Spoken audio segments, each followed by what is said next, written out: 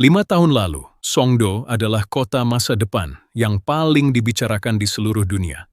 40 miliar dolar digelontorkan untuk membangunnya dari nol di atas tanah reklamasi yang dulunya hanya laut dangkal di lepas pantai Incheon. Hari ini, berjalan di jalan-jalan Songdo terasa seperti berjalan di dalam simulasi yang lupa dimatikan. Gedung-gedung kaca menjulang sempurna, lampu jalan menyala tepat waktu, sensor-sensor pintar berkedip di setiap sudut kota. Tapi manusianya nyaris tidak ada. Anda tidak salah dengar. Kota yang dirancang untuk menampung lebih dari 300.000 penduduk ini, hari ini dihuni jauh di bawah sepertiga dari target itu. Trotoar selebar 8 lajur yang dibangun untuk kerumunan pejalan kaki, kini hanya dilewati angin. Central Park seluas 40 hektar, yang terinspirasi dari Central Park, New York, lebih sering kosong daripada ramai, bahkan di akhir pekan. Songdo bukan kota yang gagal dibangun. Songdo adalah kota yang berhasil dibangun sempurna, tapi gagal dihuni. Dan itu jauh lebih menakutkan. Mari kita uraikan bagaimana kota pintar termahal di Asia ini berubah menjadi monumen kesunyian yang paling canggih di dunia. Perhatikan baik-baik apa yang sebenarnya terjadi di Songdo hari ini. Pusat kendali kota yang disebut U-Cube adalah ruangan berteknologi tinggi tempat ratusan layar memantau setiap sudut Songdo secara real-time. Lalu lintas, kualitas udara, konsumsi listrik, bahkan tingkat sampah di tempat sampah pintar, semuanya terpantau detik demi detik. Tapi ironisnya, layar-layar canggih itu justru menampilkan sesuatu yang paling tidak diinginkan siapapun yang membangunnya, jalanan kosong. Sistem yang dirancang untuk mengelola kepadatan justru menghabiskan sebagian besar waktunya memantau ketiadaan. Seorang mantan pegawai kota yang pernah bertugas di pusat kendali ini menulis di forum ekspatriat Korea, "Kami punya teknologi untuk mengelola kota sebesar Manhattan, tapi penduduknya lebih mirip kota kecamatan. Rasanya seperti mengemudikan pesawat jumbo jet yang hanya membawa 5 penumpang." Kalimat itu terasa lucu sekaligus menyedihkan, karena itulah gambaran paling akurat tentang Songdo hari ini. Gedung perkantoran di Distrik Bisnis Internasional Songdo yang dirancang meniru siluet Manhattan, lengkap dengan menara kembar dan jalan-jalan grid yang rapi, memiliki tingkat kekosongan yang mengkhawatirkan. Lantai-lantai kosong ini bukan karena bangunannya jelek atau lokasinya buruk. Justru sebaliknya, setiap detail dirancang dengan presisi arsitektur kelas dunia. Masalahnya lebih dalam dari sekadar desain. Toko-toko retail di lantai dasar gedung pencakar langit, yang dulunya diproyeksikan menjadi pusat perbelanjaan kelas atas, kini bergantian tutup satu persatu. Sebagian jendela toko ditutup kertas putih polos, sebagian lagi dibiarkan kosong melompong dengan lampu neon disewakan, yang terus menyala sepanjang malam, seolah menunggu penyewa yang tak kunjung datang. Seorang food blogger Korea yang mengunjungi Songdo untuk konten kulinernya, menulis kekecewaannya di blog pribadinya, "Saya datang berharap menemukan suasana kota metropolitan yang hidup seperti di brosur promosi. Yang saya temukan adalah kafe-kafe cantik dengan interior sempurna, tapi mejanya kosong semua. Bahkan baristanya terlihat bosan menunggu pelanggan." Untuk memahami betapa dalamnya ironi ini, Anda harus melihat kembali ambisi awal Songdo. Kota ini bukan proyek properti biasa. Songdo dirancang sejak awal tahun 2000-an sebagai jawaban Korea Selatan terhadap pertanyaan besar. Bagaimana caranya membangun kota dari nol yang sepenuhnya terintegrasi dengan teknologi digital sejak fondasi pertamanya? Pemerintah Korea Selatan bermitra dengan pengembang asal Amerika, Gale International, dan raksasa elektronik Cisco untuk menanamkan sensor dan konektivitas ke dalam setiap infrastruktur kota. Setiap apartemen dirancang dengan sistem telepresence bawaan. Setiap jalan dilengkapi sensor, lalu lintas otomatis. Bahkan, sistem pengelolaan sampah kota menggunakan jaringan pipa bawah tanah yang menyedot sampah langsung dari dapur setiap rumah tangga menuju fasilitas pengolahan. tanpa perlu truk sampah berkeliling jalanan. Ini bukan kota masa depan yang direncanakan untuk 20 tahun ke depan. Ini adalah kota masa depan yang sengaja dibangun untuk terlihat seperti sudah berada di masa depan hari ini juga. Media internasional berbondong-bondong meliput Songdo sebagai contoh nyata dari Smart City yang sesungguhnya, bukan sekadar konsep di atas kertas. Majalah teknologi ternama menyebutnya sebagai cetak biru kota abad ke-21. Delegasi dari puluhan negara terbang ke Incheon hanya untuk mempelajari model Songdo, berharap bisa mereplikasi keajaiban ini di negara mereka sendiri. Korea Selatan memasarkan Songdo sebagai simbol kebangkitan teknologi nasional, bukti bahwa negara ini mampu membangun kota yang lebih pintar dari Silicon Valley sekalipun. Ketika groundbreaking pertama dilakukan, pejabat kota memproyeksikan bahwa pada tahun 2020, Songdo akan dihuni penuh oleh lebih dari 5.000 penduduk tetap dan menjadi rumah bagi 300.000 pekerja setiap harinya. Angka-angka itu terdengar ambisius tapi masuk akal, mengingat investasi 40 miliar dolar yang digelontorkan. Salah satu proyek pembangunan kota swasta terbesar dalam sejarah manusia. Tapi di balik kilau brosur pemasaran itu, retakan sudah mulai terlihat jauh sebelum banyak orang menyadarinya. Sebuah laporan internal dari salah satu firma riset properti Korea Selatan yang bocor ke publik beberapa tahun lalu mengungkapkan bahwa tingkat hunian komersial Songdo jauh di bawah target sejak tahun-tahun awal pembangunannya.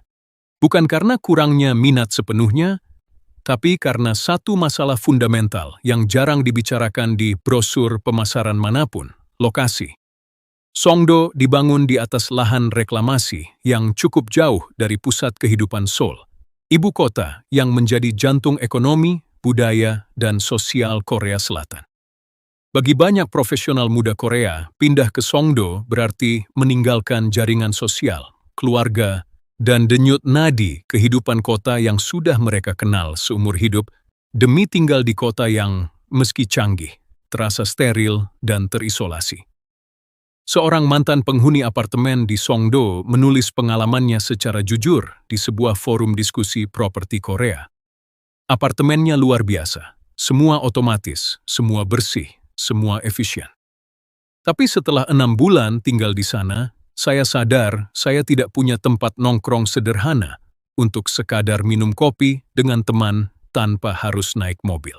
Semuanya terasa dirancang untuk foto, bukan untuk kehidupan sehari-hari yang berantakan dan manusiawi. Komentar semacam ini muncul berulang kali di berbagai platform, dari forum ekspatriat hingga ulasan Google Maps, tempat-tempat bisnis di Songdo. Pola yang sama selalu muncul, kota ini indah dipandang mata, tapi kosong di jiwa. Masalah kedua yang mulai terungkap adalah harga. Properti di Songdo dijual dengan harga premium sejak awal karena label Smart City dan investasi teknologi yang tertanam di dalamnya. Tapi harga premium itu tidak diimbangi dengan permintaan real dari pasar. Alih-alih menarik keluarga muda Korea yang ingin memulai kehidupan baru, banyak unit di Songdo justru dibeli oleh investor yang membiarkannya kosong, menunggu kenaikan harga di masa depan. Fenomena ini menciptakan lingkaran setan yang mematikan bagi sebuah kota. Semakin banyak unit kosong karena dibeli investor, semakin sedikit kehidupan jalanan yang terlihat.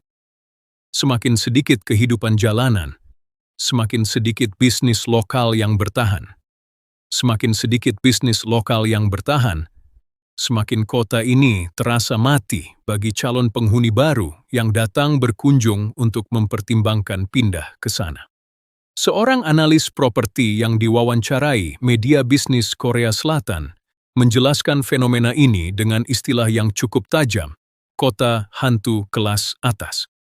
Berbeda dengan kota hantu pada umumnya yang identik dengan kemiskinan dan pembangunan terbengkalai, Songdo adalah kota hantu yang dibangun dengan sempurna, dirawat dengan baik, tapi tetap kosong karena alasan ekonomi dan sosial yang jauh lebih rumit dari sekadar kurangnya dana pembangunan. Ini bukan masalah infrastruktur, tulis analis tersebut. Ini masalah kepercayaan sosial bahwa kota ini layak dijadikan rumah, bukan sekadar aset investasi. Sekarang mari kita bicara soal 3 faktor besar yang secara bersamaan menghantam Songdo dan membuat pemulihannya semakin sulit setiap tahunnya. Faktor pertama adalah persaingan brutal dari kota-kota pintar baru yang bermunculan di seluruh Asia. Ketika Songdo mulai dibangun di awal tahun 2000-an, konsep Smart City masih sangat baru dan Songdo praktis tidak punya pesaing serius. Tapi 2 dekade kemudian, lanskapnya berubah total. China membangun puluhan Smart City baru dengan skala jauh lebih besar dan subsidi pemerintah yang jauh lebih agresif. Singapura terus memperkuat statusnya sebagai kota pintar paling matang di Asia dengan infrastruktur yang sudah teruji puluhan tahun. Bahkan di dalam Korea Selatan sendiri, proyek-proyek baru seperti Sejong City yang dibangun sebagai ibu kota administratif baru mulai menarik perhatian dan investasi yang dulunya mengalir deras ke Songdo. Songdo yang dulu menjadi pionir tunggal, kini harus berebut sorotan dengan puluhan kota pintar lain yang menawarkan janji serupa, bahkan dengan harga yang lebih kompetitif. Faktor kedua adalah pergeseran gaya hidup generasi muda Korea Selatan pasca pandemi. Sebelum pandemi melanda dunia, konsep bekerja dari kantor pusat berteknologi tinggi seperti yang ditawarkan Songdo masih sangat relevan dan menarik. Tapi setelah dunia terbiasa dengan kerja jarak jauh dan fleksibilitas lokasi, alasan utama untuk pindah ke kota satelit yang jauh dari Seoul demi akses ke kantor modern mulai kehilangan urgensinya. Mengapa harus membayar premium tinggal di Songdo untuk dekat dengan kantor pintar, jika pekerjaan yang sama bisa dilakukan dari apartemen di pusat Seoul yang lebih terhubung dengan kehidupan sosial dan budaya? Seorang pekerja teknologi muda Korea yang sempat mempertimbangkan pindah ke Songdo membagikan alasan pembatalannya di media sosial. Saya nyaris menandatangani kontrak sewa apartemen di sana. Tapi kemudian saya sadar, semua meeting kerja saya sekarang virtual. Untuk apa saya bayar mahal tinggal di kota yang jauh dari teman-teman saya, hanya demi kantor yang jarang saya kunjungi? Faktor ketiga, dan mungkin yang paling dalam, adalah krisis demografi Korea Selatan secara nasional. Korea Selatan memiliki salah satu angka kelahiran terendah di dunia, sebuah krisis yang sudah dibahas berulang kali oleh media internasional. Ketika sebuah negara berjuang dengan populasi yang menua dan angka kelahiran yang terus menurun tajam setiap tahunnya, ambisi membangun kota baru untuk menampung ratusan ribu penduduk baru menjadi tantangan yang jauh lebih besar dari sekadar soal pemasaran dan desain kota. Songdo dibangun berdasarkan proyeksi pertumbuhan populasi yang optimis di era ketika perencanaannya dimulai. Tapi realitas demografi Korea Selatan hari ini jauh berbeda dari proyeksi tersebut. Tidak peduli seberapa canggih teknologi yang ditanamkan di setiap sudut kota, jika tidak ada cukup manusia baru yang lahir dan tumbuh untuk mengisi kota tersebut, gedung-gedung pencakar langit itu hanya akan tetap berdiri megah, menunggu penghuni yang mungkin tidak akan pernah datang dalam jumlah yang diharapkan. Ironi terbesar dari Songdo adalah kota ini sebenarnya berhasil mencapai hampir semua target teknisnya. Konektivitas internetnya termasuk yang tercepat di dunia. Sistem pengelolaan sampah otomatisnya bekerja nyaris sempurna tanpa celah. Kualitas udaranya dipantau secara real-time dan terus dijaga dalam standar terbaik. Taman-tamannya dirawat dengan detail arsitektur lanskap kelas dunia. Dari sudut pandang teknik dan perencanaan kota, Songdo adalah pencapaian luar biasa yang seharusnya dipelajari dan dipuji. Tapi kota bukan hanya kumpulan infrastruktur yang berfungsi sempurna. Kota adalah tempat manusia hidup, bertemu, berbicara, dan membangun kenangan bersama secara spontan dan berantakan.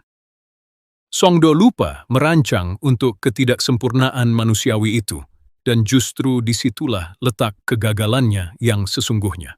Seorang arsitek urban yang pernah terlibat dalam proyek serupa di Asia menulis analisis mendalam tentang fenomena ini. Kita terlalu fokus membangun kota yang efisien secara teknis, sampai lupa bahwa efisiensi bukan alasan orang jatuh cinta pada sebuah tempat.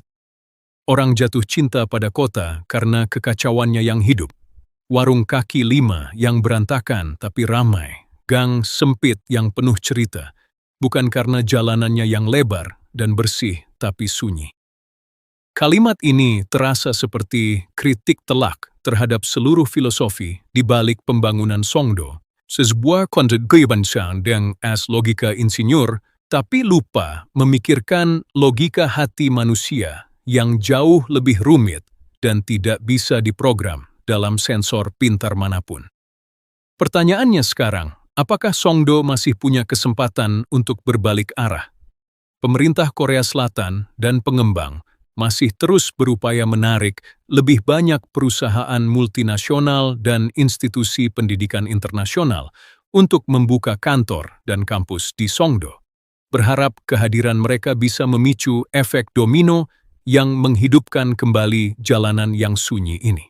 Beberapa universitas internasional memang sudah membuka kampus cabang di sana, dan sejumlah perusahaan bioteknologi mulai melirik Songdo sebagai basis operasi Asia mereka karena insentif pajak yang menarik.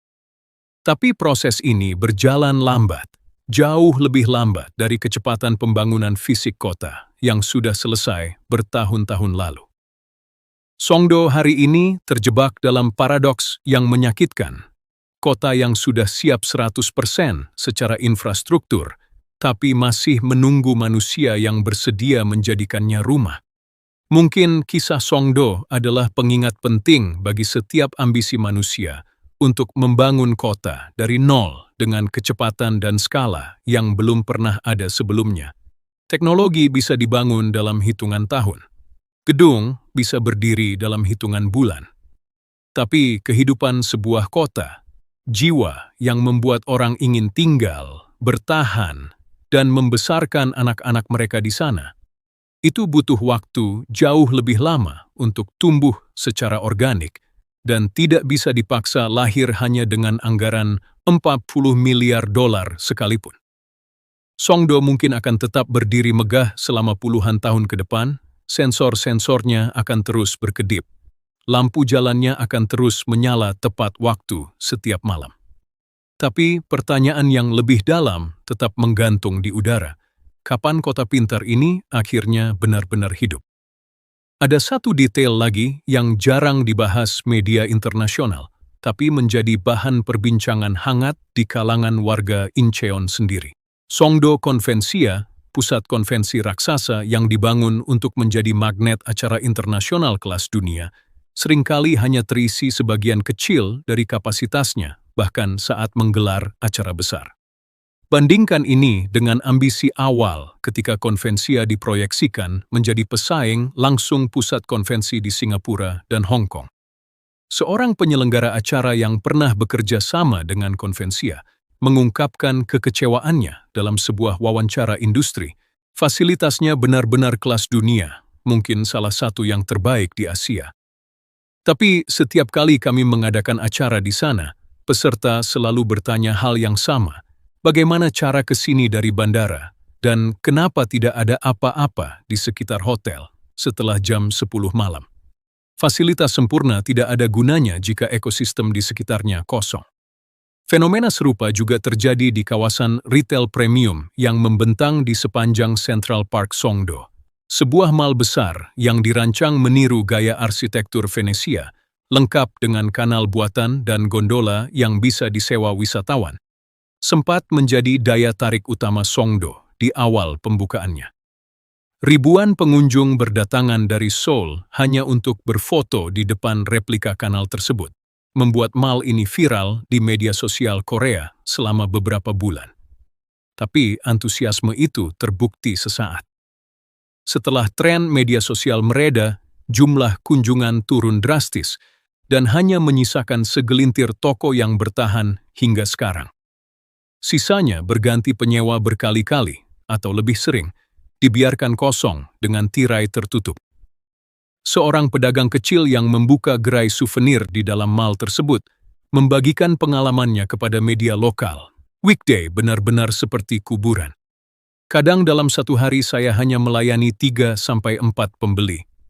Saya bertahan karena sewa yang saya dapat cukup murah sejak awal, tapi saya tahu banyak tetangga toko saya yang sudah menyerah dan tutup permanen. Yang membuat situasi ini semakin kompleks adalah bagaimana Songdo sebenarnya berhasil menarik minat internasional dalam bentuk yang berbeda dari yang direncanakan awalnya. Alih-alih menjadi rumah bagi ratusan ribu penduduk tetap seperti proyeksi awal, Songdo justru lebih dikenal di kalangan turis internasional sebagai destinasi foto yang unik, sebuah kota yang terlihat seperti render arsitektur, 3 dimensi yang entah bagaimana menjadi nyata. Wisatawan dari Jepang, Tiongkok, dan Asia Tenggara datang dalam rombongan tur harian, menghabiskan beberapa jam mengambil foto di depan gedung-gedung ikoniknya, lalu kembali ke Seoul sebelum malam tiba. Songdo berubah menjadi semacam taman hiburan arsitektur, bukan kota tempat tinggal yang hidup. Seorang pemandu wisata yang rutin membawa turis ke Songdo menjelaskan fenomena ini dengan cukup jujur. Turis suka Songdo untuk konten Instagram mereka. Tapi ketika saya tanya apakah mereka mau tinggal di sini, hampir semua menjawab tidak. Mereka bilang terlalu sepi, terlalu steril, seperti berada di dalam brosur properti yang tidak pernah selesai dicetak. Pemerintah kota sebenarnya sudah menyadari masalah ini sejak beberapa tahun lalu dan mulai mengambil langkah untuk mengatasinya. Sejumlah insentif pajak ditawarkan kepada perusahaan rintisan teknologi yang bersedia membuka kantor di Songdo.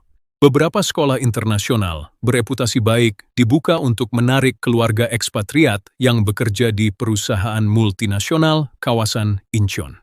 Ada juga upaya menghadirkan lebih banyak fasilitas hiburan malam dan restoran untuk mengubah citra Songdo dari kota kantor yang mati setelah jam kerja menjadi kawasan yang benar-benar hidup 24 jam. Beberapa dari upaya ini menunjukkan hasil kecil namun nyata. Populasi memang perlahan bertambah setiap tahunnya, meski jauh dari kecepatan yang diproyeksikan pada rencana induk awal pembangunan kota ini 2 dekade lalu. Namun pertanyaan besar tetap menggantung, apakah pertumbuhan bertahap ini cukup cepat untuk mengubah nasib Songdo, atau hanya memperlambat laju kemundurannya tanpa benar-benar membalikkan keadaan? Ada pelajaran yang lebih luas dari kisah Songdo, sesuatu yang relevan jauh melampaui satu kota di Korea Selatan. Di seluruh dunia, semakin banyak pemerintah dan pengembang swasta yang tergoda oleh janji membangun kota dari nol dengan teknologi terkini, berharap bisa melompati proses organik yang biasanya memakan waktu berabad-abad untuk sebuah kota tumbuh secara alami. Konsep serupa sedang dicoba di berbagai belahan dunia, dari proyek kota pintar ambisius di Timur Tengah, hingga rencana kota masa depan di Afrika dan Asia Tenggara. Songdo menjadi semacam studi kasus penting bagi semua proyek tersebut, sebuah peringatan bahwa infrastruktur canggih dan investasi besar saja tidak cukup untuk menjamin sebuah kota akan benar-benar hidup dan dicintai penghuninya. Kota bukan produk yang bisa diluncurkan sekali, jadi seperti ponsel pintar generasi terbaru. Kota adalah organisme yang tumbuh, berubah, dan beradaptasi bersama manusianya, sebuah proses yang tidak bisa sepenuhnya direkayasa di atas cetak biru, betapapun canggihnya cetak biru itu dirancang. Bagaimana menurut Anda? Apakah Songdo hanya butuh waktu lebih lama untuk akhirnya terisi penuh? Ataukah ini adalah bukti nyata bahwa kota tidak bisa dibangun secara instan hanya dengan uang dan teknologi tanpa kehidupan sosial yang tumbuh secara alami? Apakah Anda bersedia tinggal di kota paling canggih di dunia, jika itu berarti tinggal dalam kesunyian yang sempurna? Silakan bagikan pendapat Anda di kolom komentar di bawah, karena mungkin jawaban dari orang-orang seperti Anda adalah petunjuk sesungguhnya tentang apa yang membuat sebuah kota benar-benar hidup. Terima kasih sudah menonton sampai akhir. Sampai jumpa di video selanjutnya.